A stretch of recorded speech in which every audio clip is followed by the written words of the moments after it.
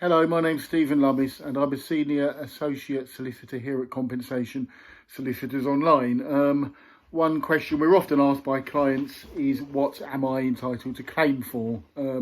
Just for the purpose of this video, I'll go through some of the heads of loss very quickly, although we will of course elaborate on that and explore it in further detail in each particular case involving each particular client. The first head of claim is for what lawyers refer to as general damages, which is the compensation for your injuries themselves, sometimes referred to pain, suffering and loss of amenity. Generally, the more pain that your injury causes you and the longer the pain lasts for, the more valuable your claim will be in terms of the damages that you will get awarded. In addition to that, there are, in most cases, various heads of out-of-pocket expenses that clients incur in pursuing their claim as well.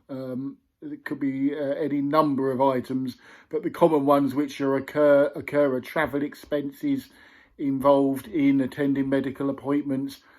Medical expenses, often clients have to pay out of their own pocket for medication and medical things, tasks to help them get better. Care and assistance, if a client pays out of their own pocket for private nursing, or even has family members and friends help them, that is a recoverable head of loss which should and will be included as part of the claim. Gardening is an example. If a client's a keen gardener but cannot continue gardening on account of their accident-related symptoms and therefore has to employ a professional gardener to come in, that should be a recoverable cost. Car adaptation, we've had some cases in the past with clients who are no longer able to drive a manual car on account of their symptoms, therefore have to purchase an automatic car. That is a recoverable cost that we will work out and present to the other side. Loss of earnings is quite often the most valuable claim for out-of-pocket expenses. When a client has been injured, they're often unable to work during a period of time, and during that period of time they will not be earning the same amount of money as if the accident had not occurred and they would have attended work as normal during that period of time. They therefore have a loss of earnings, which we can work out and present to the other side.